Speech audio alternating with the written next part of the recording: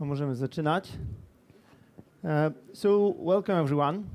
My name is Jakub Kubryński, and today I'm going to talk about automation in general. How to automate the things? What can we automate? What are the possible pitfalls in the automation process? And what are the also possible solutions to overcome those issues that are quite common in case of the automation. So let me introduce myself at the beginning. So I started coding when I was very, very young. I've turned pro in 2004.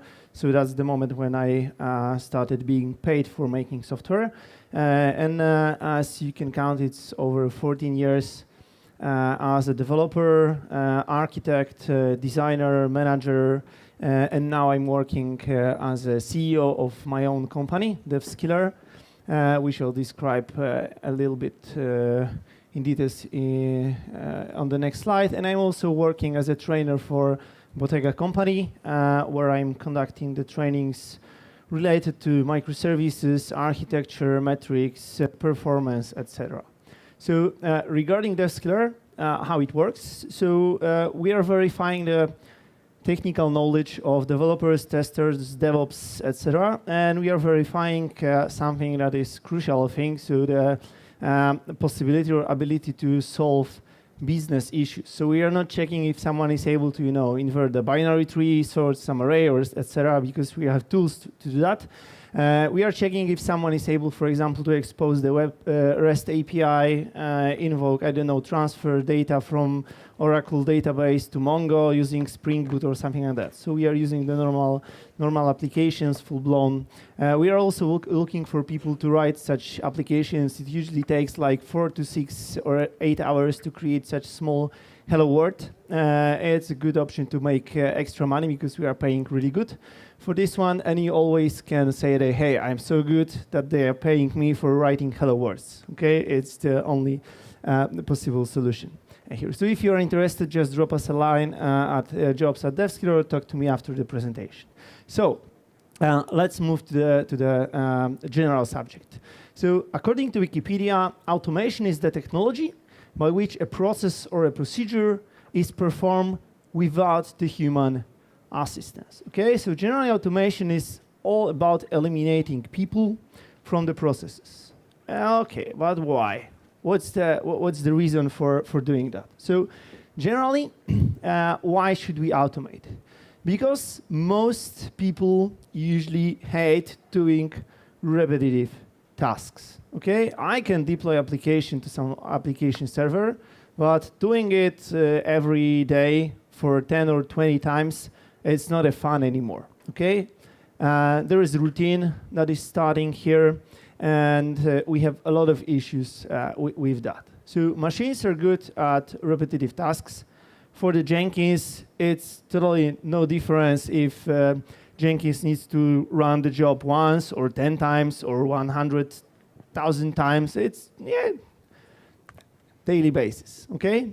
Also, people are much harder to estimate than machines. Because, for example, yesterday was a speaker's dinner, so today there is a hangover, so if we would need to do something, we'll be much slower than usually, okay? If you take a look at the build time histogram on Jenkins, all the jobs are lasting more or less the same amount of time, okay? So if I have a, deployment script that deploys my application to production and it takes, 5 minutes, then maybe it will take 4 minutes, 50 seconds, maybe 5 minutes, 15 seconds or something like this, but it's still more or less the same value. So it's much easier to estimate the cost and the effort needed to perform the task.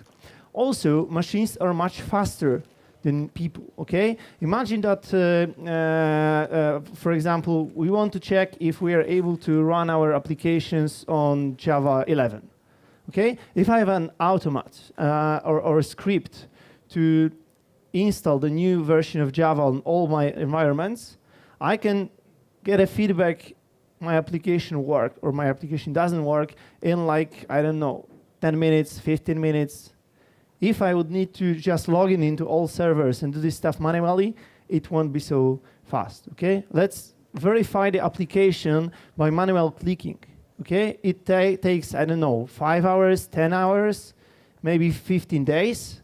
It's different. For automated scripts, automated tests, it's usually like 1 or 2 hours to verify the whole application, okay? So the faster feedback is also great stuff. And the last but not least is the executable documentation.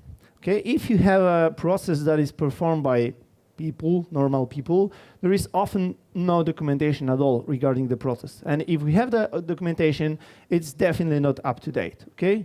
Documentation, if it's not generated and not related to the code, is not up to date just after writing the last dot in the documentation, okay? It's not up to date anymore. So if we will automate the stuff, we have scripts, and those scripts are good documentation, and it's also executable documentation. So we know that it works, because documentation is directly related to the stuff that it's doing, okay? So these are the most important things about the automation. And now I want to ask you a few questions, okay?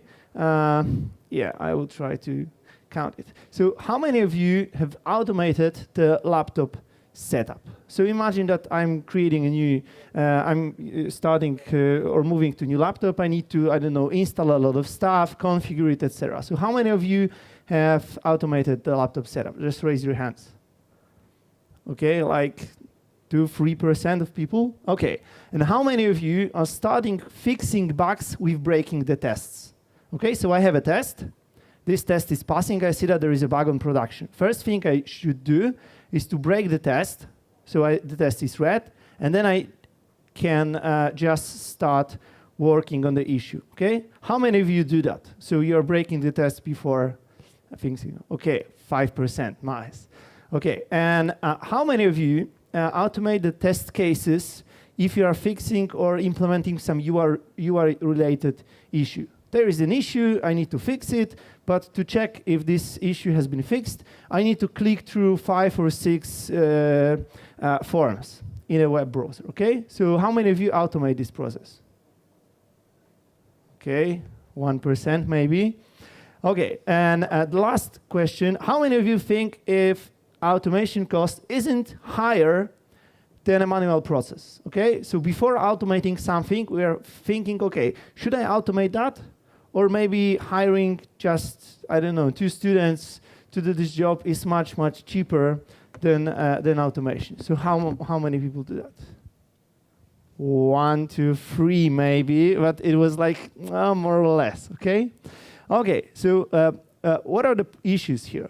Like, I've asked a lot of questions, right? Who thinks that doing the things I described makes sense? So we should always start fixing bugs with breaking the test. Who think that it should be done?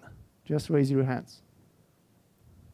Okay, I want to talk with the people who haven't raised the hand, because I'm interested in your opinion here. So why shouldn't I break the test first?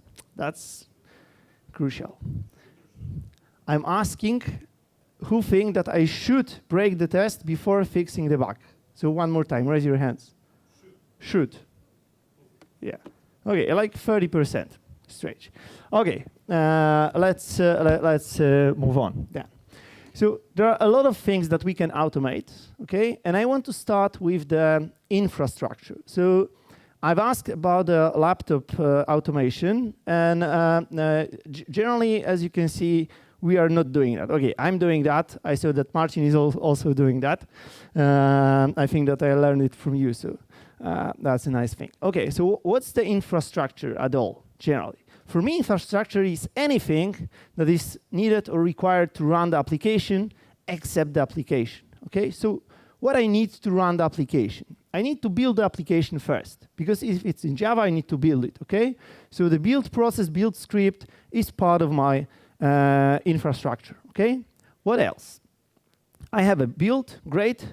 I need to do something with this build. So there is some build pipeline. I don't know, deploy to stage environment, then move to I don't know, run tests, deploy to production, etc., etc. So this build pipeline is also part of my infrastructure. Okay, let's deploy the application, but where? We need to have some virtual machine or the server where we can deploy it, okay? So this virtual machine is also part of the infrastructure. Okay, but which user, which directory? Okay, I don't know. Okay, so the OS configuration, like creating users, opening firewalls, and I don't know, adding services, etc., is also part of the infrastructure, okay? As well as the properties, I don't know, passwords for the database. It's all about the infrastructure, okay? And there are many different tools and ways of automating the infrastructure. For example, at DevSkiller, we are using Terraform to provision the cloud infrastructure, like create virtual machines, networks, firewalls, storages, etc., etc., etc. So we are using Terraform to do that. And then we are using Ansible to configure the all virtual machines, like creating users, creating directories, etc., etc., etc. Okay, so all this stuff is related to the infrastructure and infrastructure automation. And why should we automate the infrastructure? Okay, of course, all those things that we've covered earlier are working still, but there is one more nice thing. If we have infrastructure that is managed by scripts, not by people, then we don't need to back up almost anything except the data. Why? I don't need to back up the firewall configuration, because if any port on the firewall is opened, it's opened because my script opened it, right? So if my script did it once, it can do it anytime I want. So I don't need to back up the configuration. I don't need to back up virtual machines. I just need to back up the data. And that's giant step forward, okay, in simplifying and working on the backup efficiency. Okay, so that's important thing. And now let's think about the pitfalls in automating infrastructure. Okay, the first thing that is really, really important is that people are starting from the wrong process. Okay, what does it mean? It does mean that you need to ask, does this process need to be automated now? Why?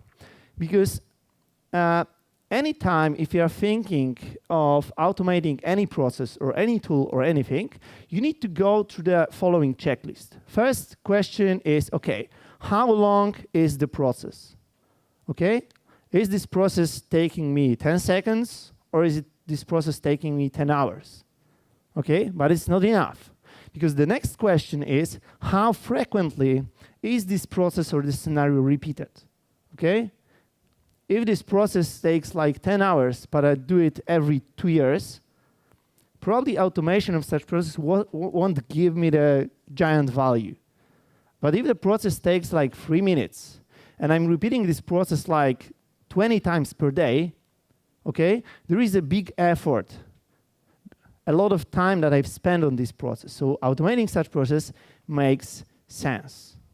And the last question that you should ask yourself, whether thinking of process automation, is this process error prone if not being automated? Okay? Because I can have a process that takes me 10 minutes, I do it once per day, so it's not a huge amount of time, but it can have a lot of issues. It's error prone, okay? And if you are talking, for example, about, I don't know, running smoke tests for the application that needs to be deployed to production, then it makes sense, okay?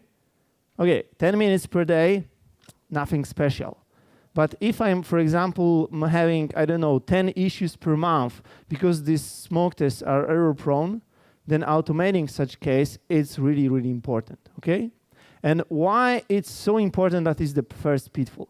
Because if you will start automating with the process that won't give you a big value, then people won't be happy with this automation. People will say, yeah, but it was working quite well even before automating the test, okay? So there is no value. If there is no value, we don't know what we want to achieve, then how can you now convince people to start automating more and more and more, okay? you need to have a wow statement at the beginning. So if you're introducing the automation in your company, you need to automate such process that your people will say, wow, that's nice. I'm saving a lot of time with such automation, okay?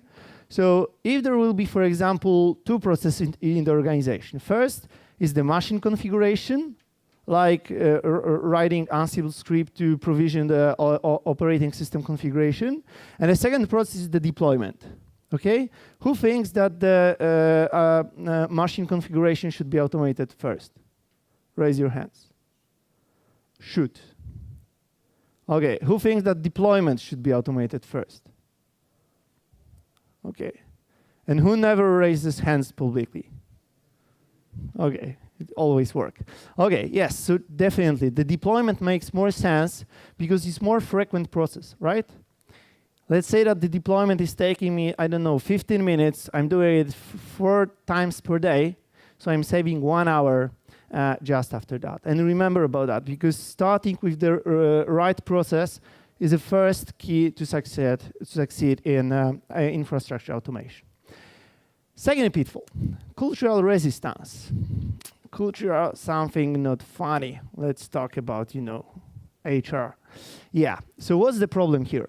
The problem is that there will be a lot of people in the organization that will fear that they will lose their importance or they will lose their jobs if they will feed their code into the automation servers, okay? Imagine a guy who is responsible for deployments, okay? And now let's ask him to automate the deployments. And he will say, yeah, of course, I will automate the deployments and then you will fire me. Great, great success, nice, thank you, no. Okay, that's the problem. If you have someone who is responsible for deploys, okay, the question is, do you have another set of responsibilities for such person, okay? Because maybe this person don't want to do deployments, okay? This person has another set of responsibilities to do, but it's doing deployments because, yeah, someone needs to do that. Then great. But if not, then there will be giant sabotage of your actions. Okay? Let's imagine that you have hundreds of testers in the organization, in your company. And you say, okay, we need to automate the tests, so those tests will be much faster. Great. But how many testers would you need after automating tests? Like 10? So what's with those 90 testers? What can we do with them, okay? Fire them? Yeah, that's a possible solution. There are a lot of businesses that are automating just to use less people, less human resources, okay? So remember about this thing because it's a giant problem because those people are trying to prevent and do everything to show that this automation is a wrong idea, it won't work, etc. Okay?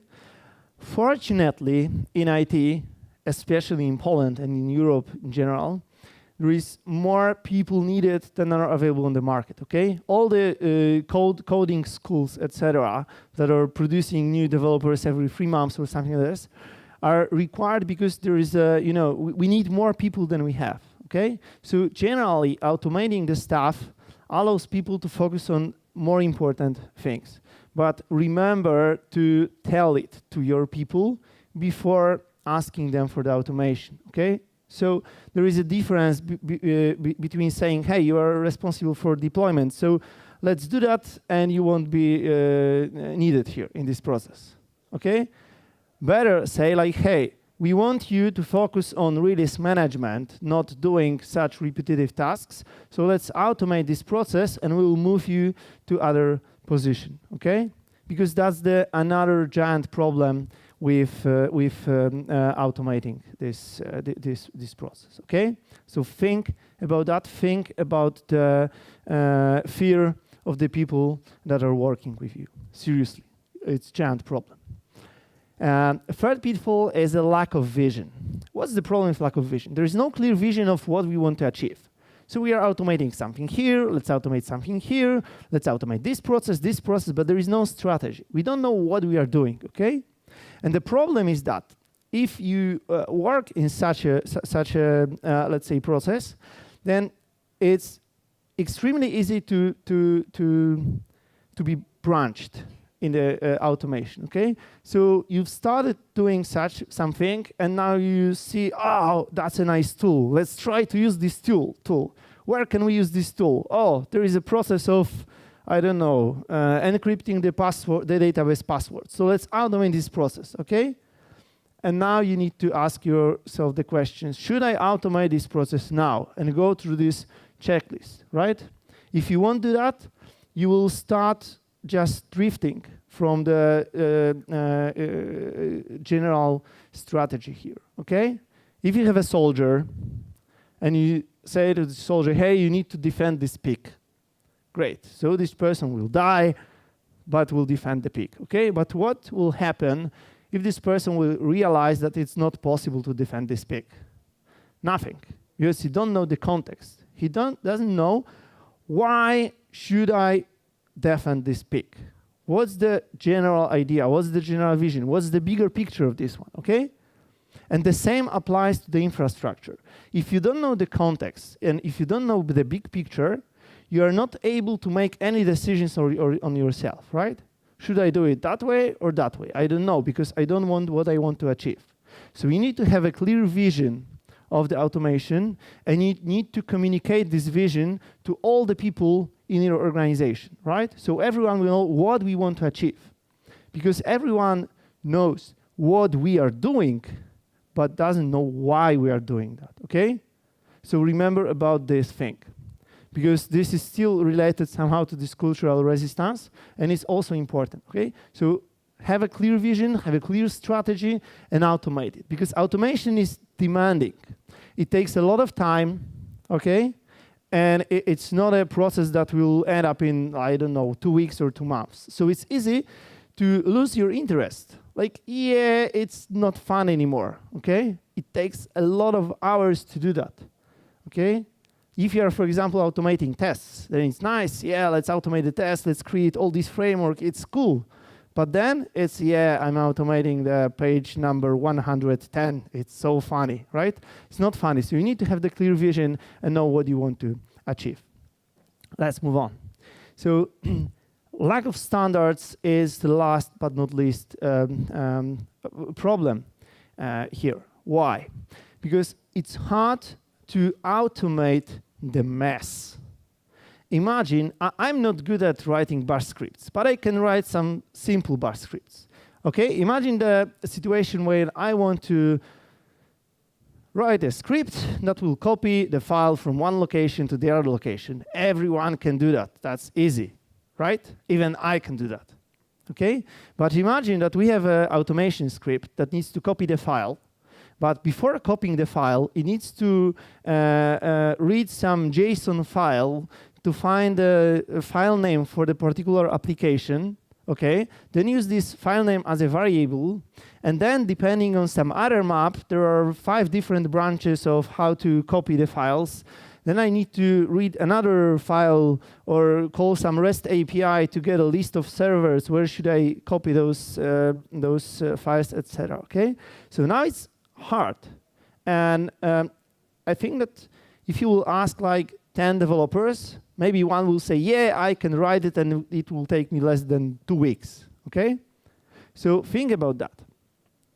If you have 10 different ways of deploying your application to stage environment because you are using 10 different application servers, it means that you need to create 10 different automation scripts, okay? It's hard to maintain, it's harder to maintain 10 scripts instead of 1 script, and it's much harder to write such a script, okay?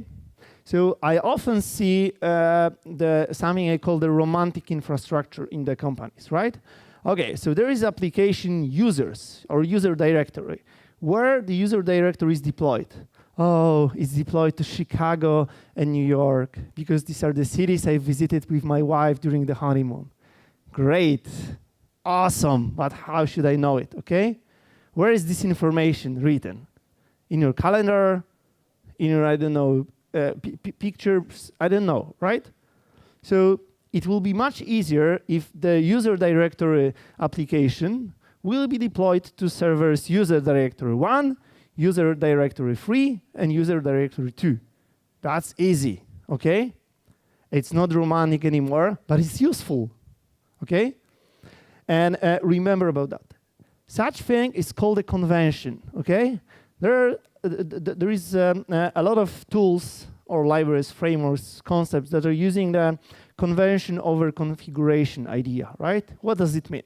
If you have an email in your company, I can have an email which is done by configuration. So everyone say, okay, I want to have such email, I want to have such email, and I want to have such email. So I will have an email, for example, Jacob at some company, someone will have, I don't know, Bert like the company, someone will have a mail, Sweetie at the company, etc. And how should I know what's your email? I need to check it in the configuration, which in this case is an address book, right? But I can also have a convention, which is firstname.surname@company.com, okay? And I don't need to have any address book here, because if I know your name and a surname, I know your email, right? So it's much easier to scale such approach with convention than scale approach with the configuration. And the same applies to the infrastructure. If you want to be successful in automating the infrastructure, please remember about using conventions, about introducing meaningful standards, okay? I have a standard, for example, at Deskler, where the application, which is called, for example, Manager, is deployed to servers Manager 1, Manager 2, Manager 3, Manager 4. It runs on the user Manager, in the directory home Manager. The name of the service is Manager. The name of the jar is manager.jar, without any verse, without anything. It's just manager.jar. It needs to be created in target/manager.jar, not build output, web app target, something else. No, it needs to be target, okay? And now it's easy for me to automate the infrastructure, because I just need to know the name of the service, and everything else is a result of running a convention function, right? I have a lot of conventions, like if you have an application with the name Manager, so that's how it maps to the home directory, that's how it maps to the service name, that's how it maps to the server name, etc., etc., etc., okay? So it's much easier. And now if you wake me up at 3 a.m., I know where the application is, what's the user, etc. I don't need to dig into that, okay? Because it's easy. And remember about that, because conventions are really, really, really helping you in doing this stuff, okay? Let's move on to testing. Tests are really important, because if you want to roll out to, for example, continuous delivery or continuous deployment, or even continuous integration, we need to automate the tests at the beginning, okay? I cannot have a continuous deployment without automated tests. I even can't have the continuous delivery without automating the tests, because asking the testers or business to run the regression every day or 2 times per day won't work. Seriously, they will say you are crazy. Okay, and they are right.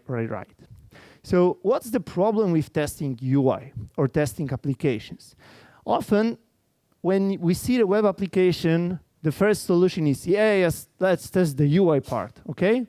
But it's something that they call the testing too high, which means if you want to try everything, to test everything from the perspective of the user, there is a lot of different cases that you need to cover, okay? Any another if is producing more and more cases to cover, okay? That's the first thing. Second thing is that UI tests are hard to maintain by design, right?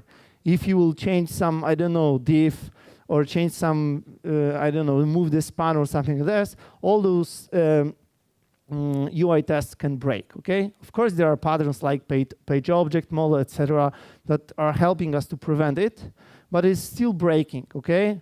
Great, the abstraction allows us to like change or fix the one place instead of 10 different places, but it's still something that you need to remember and you need to work on that, okay? So what's the solution here, okay? There is a term called the bounded context. It's from the domain-driven design, okay? If you are, for example, designing the microservices, the natural boundary for the microservice is a bounded context, okay? So the idea of the BDD tests, like behavior-driven tests or something like this, is to focus on those contexts, those modules, okay? And test the modules as a separate part, okay? So I'm not testing the whole application at once, running the end-to-end tests, etc., which are also really hard to do that.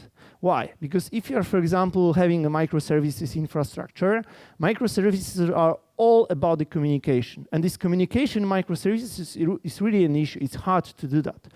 And why? Because, for example, there is something called a temporal coupling, where two applications need to be uptime at the same moment to communicate, okay? And it's not possible all the time. So we are introducing fallbacks, like, hey, please check if this user can buy this thing. And if this application that can tell you that it's not working, then use some fallback. Like, for example, yeah, if you are not able to check if user can buy it, let's assume that all users can buy it, okay? Easy. And now the problem is that if you're running end-to-end tests on your search environment, there are fallbacks that are active here. So you can write end-to-end test and get a false positive result. Why? Because you ask if this user can buy this stuff, and the fallback said, yeah, of course. But the communication isn't working, so you didn't verify the communication. You just verified the fallback. Great. But on the production, I don't want to have the fallback. I want to have the normal communication, right? So I don't want to test it so high. I want to test all modules in separate, right? And then just run some smoke tests on the end-to-end level. So remember not to test too high, because testing too high means thousands of test cases. Seriously, thousands, like 3, 5, 10,000 tests is a normal way for the web applications with the continuous deployment pattern that I've seen. It's a mess. It's hard to maintain, okay? Also, the problem with such thing is that often you see the problem that the tests are failing. The pipeline is red. Why? Because the application is not working? No, application is working correctly. Someone forgot to fix the tests. Why it happens? It happens because a lot of companies, people, teams are separating the tests and the development, okay? Test-driven development works. Seriously, it works, okay? And it works the same for all levels of tests. So if you will separate the tests and development, like two different teams not talking to each other, etc., there are issues like, hey, we want to automate this part of our web application tests, but there are no IDs on the fields. Oh, be creative, use XPaths, I don't know. Try to solve it. We have no time to add IDs to fields right now, so deal with it, right? Or there are no titles on the pages. Yeah, sorry. It happens. We have no time to do that, okay? It won't work. If you want to write tests that are good, you need to have the testable application, okay? Usually, the applications that are not written in the TDD mode are not testable. You have the application that is not easy to test. If something is not easy, then people don't want to do that. That's by design, right? So you need to have those processes working in common, right? Okay, I need to write a test. This part of the application needs to be refactored to be more testable. Okay, let's do that, because we have a vision and we have a strategy and we know where we want to be and why we want to be there, okay? Next thing is no proper maintenance, okay? So that's what I've described earlier. So let's automate the test. Yes, let's work together, developers and testers, it works great. But then, after 2 years, it's like, yeah, the tests are boring right now, okay? There is no proper maintenance. And why it's important? Because often where people are adding new tests, they are not thinking about, okay, I can add the test right now, but I need to maintain this test, okay? So we are not thinking about the maintenance costs. Adding a test is a one thing. It can cost X. But maintaining this test in 5 years can cost like 10X. So I need to remember about that. I need to remember about the maintenance because it's really, really important. If you won't maintain the test correctly, then you will start seeing the test with annotation ignore. Why this test is ignored? Yeah, it's not checking anything especially interesting and it's not working. So ignore, okay? And now there is a syndrome of broken window. If you have a shiny new building and then one window is broken, everyone says, yeah, we need to fix this window because it looks ugly. But if you have like 100 of broken windows, it's like, yeah, one more, why not? Bonk, right? The same happens with tests. If you are going to ignore the first test in application, your heart will start bleeding, okay? But if there's like hundreds of ignored tests, then one more, why not? I will fix it later. And I will also add the fix me comment, just to remember about fixing that, okay? Yes, though fix me comments are permanent, so also remember about that, okay? So, another pitfall of automated testing is trying to be perfect. What it means? It means that we are forgetting about the good enough situation. So, let's automate this process. No, we cannot automate this process because there is one step that we cannot automate due to some reasons. Okay, so should we automate everything except this one step? Or should we not automate it at all? No, let's not automate it because it won't be fully automated, so it don't make sense, okay? It makes a sense, okay? Because even if I have like 10 different processes in the application, and I can test 9 processes in an automatic way and 1 with the manual way, it's still better to automate 9 processes than to automate 0 process, okay? And I often see people trying to be too perfect, right? And it's the real issue because it's preventing us from doing things, right? I'm not starting even this process because I have no idea how to finish it. So let's start it and let's do it in the agile way, right? Step by step by step by step, and let's try to do that. For example, trying to be too perfect. We are not testing this application because it's a legacy code and we won't be able to test everything. Okay, great. So let's start testing those things that are easy to test. Maybe you have some 8,000 line method that is not testable, great, but I need to change part of this method, so let's extract this code into another method. Yeah, let's put this method from private to package private and write a test to this functionality and check if it works. You won't be able to automate everything. You won't be able to write perfect tests. So try to write something that is good enough, is helping you, and remember why to do that. Remember about the vision, okay?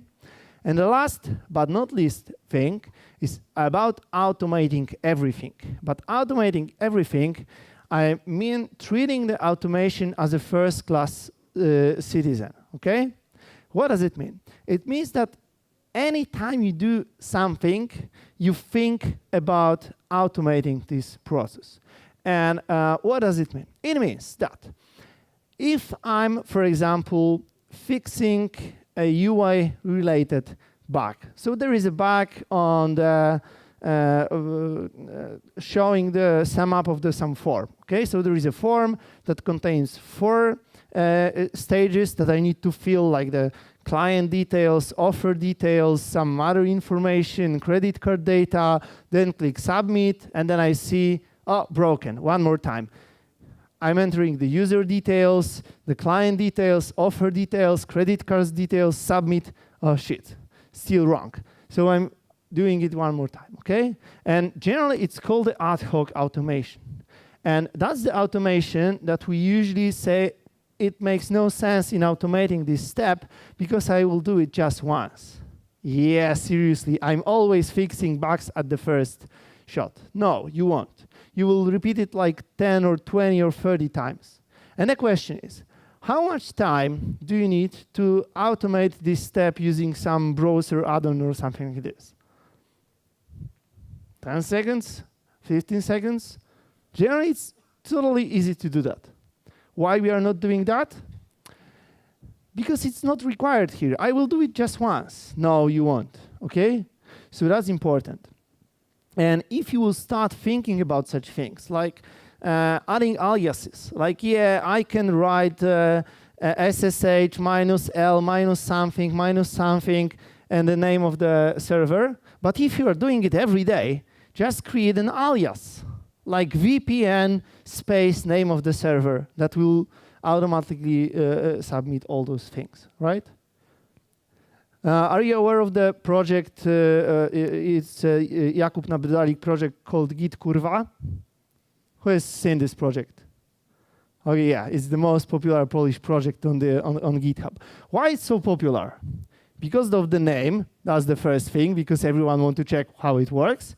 But the second thing is that contains aliases for all the long and hard commands to write, right? So it's just the automation of the Git usage. And it's so popular, okay? It's easy to use it because you just need to, I don't know, clone the .git config or something like this. But the same works everywhere. So for example, automating the laptop setup is like 10 minutes. Okay, I'm doing it not so often, right? I do it once per 2 years or something like this. But it takes a lot of time. It takes like 4 days to set it up, and I always forget about something, right? And then I try to use something, it's not present here. So remember about the automation being the first class citizen. It's really easy to use the automation tools, like automating the browser. There are a lot of stuff that you can use, right? There is even a plugin onto the browser that can automatically like extract the data from the page. It's called the data miner. So where you're going to any page with the table, and you are able to export the CSV file from the data of the page, and it's using some Selenium and CSS selectors, right? So it's easy. Why we are not doing that? Because we think it's not important, and it will take us a lot of time, etc. So please try to automate some daily basis stuff. You will see that there is a giant improvement of what you can do, how you can do, and why it works, okay? So that's all that I have for today. Thank you very much. And if you have any questions, I'm here. Thank you.